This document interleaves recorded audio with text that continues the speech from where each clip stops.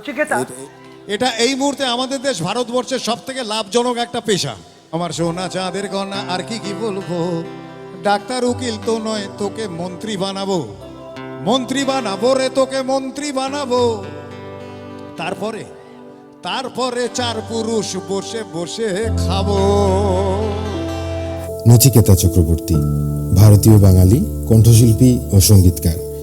তিনি জন্মগ্রহণ করেন 1 সেপ্টেম্বর 1965 সালে ভারতের কলকাতায়। তার পৈতৃক বাড়ি বাংলাদেশে বরিশালে ঝালকাঠি জেলার কাঠালিয়া উপজেলায় চেচরিরামপুর গ্রামে। নিশ্চয়ই জানেন যে বেসিক্যালি আমার অরিজিনটা বাংলাদেশে, আমি বরিশালের ছেলে। আধুনিক বাংলা গানের জীবনমুখী ধারার এক অগ্রগণ্য শিল্পী। 1990 সালে তার প্রথম অ্যালবাম এই বেশ ভালো আছি প্রকাশের পর তিনি ব্যাপক জনপ্রিয়তা অর্জন করেন দুই বাংলায়। নচিকেতার গানের মধ্যে বাস্তবতা খুব সুন্দরভাবে ফুটে ওঠে, তাই সচেতন শ্রোতামহলে তার অনেক জনপ্রিয়তা আজও রয়ে গেছে। আমাকে কিন্তু দীর্ঘ 11 বছর লড়াই করতে হয়েছে। আমি কিন্তু একটা হোটেলে স্টেজ পেয়ে গেছিলাম। ওই স্টেজটা যদি আমি মোহাম্মদ রফির গান গাইতাম, কিশোর কুমারের গান গাইতাম, আমি খেয়ে পড়ে হয়তো বেঁচে যেতাম। আমি ওই রাস্তাটা নেইনি। তারপরে আমাকে 11 বছর লড়াই করে নচিকেতা হতে হয়েছে।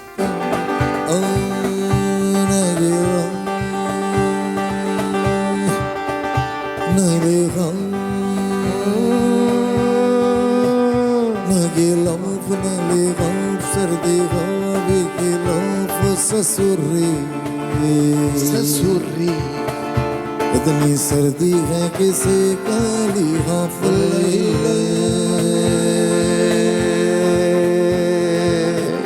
जा पड़ोसी के चूल्हे से आग ले, चपड़ोसी के चूल्हे से आग ले ले, हो जा पड़ोसी के चूल्हे से आग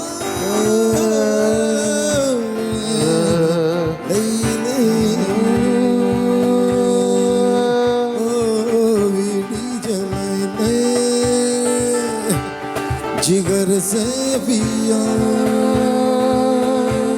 जिगर बड़ी आग है।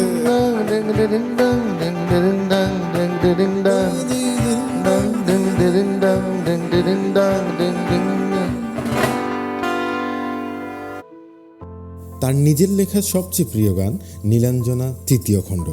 এ পর্যন্ত তিনি 300-রও বেশি গান রচনা করেছেন এবং সুর করেছেন। সঙ্গীত পরিচালক হিসেবেও কাজ করেছেন বাংলা চলচ্চিত্রে।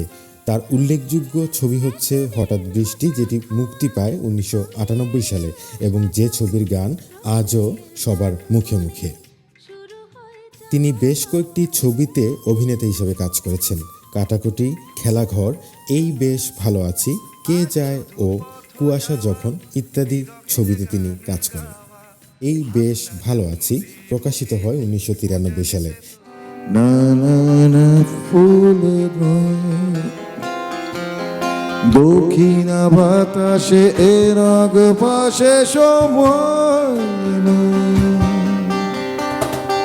খোলা বারান্দায় এ নির্জনতায় সিলিংয়ের বন্ধনে মাটির ব্যবধানে দুলছে স্খলিত বসনা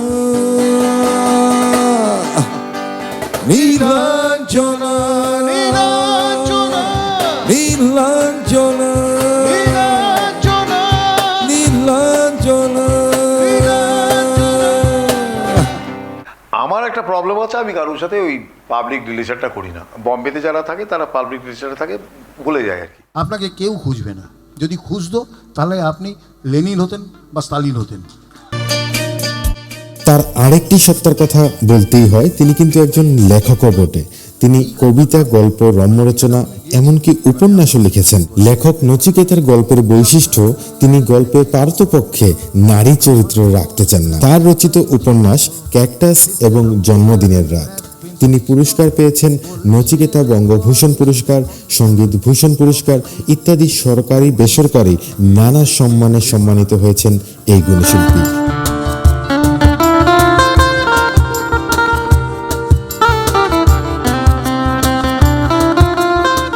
আগামী 1 সেপ্টেম্বর এই গুণী মানুষের 60তম জন্মদিনে আমাদের শ্রদ্ধাঞ্জলি। বেঁচে থাকুন আপনি, বেঁচে থাকুক আপনার কর্ম। আপনার অনুপ্রেরণায় অনুপ্রাণিত হই আমরা সবাই।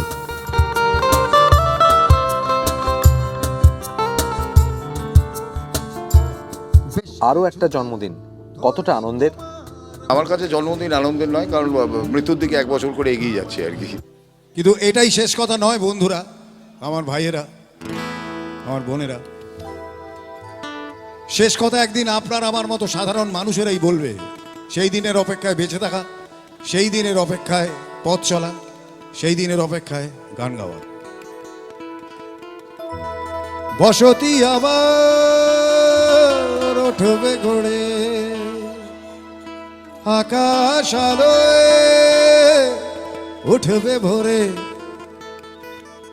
জীর্ণ মতবাদ সব ইতিহাস হবে, পৃথিবী আবার শান্ত হবে,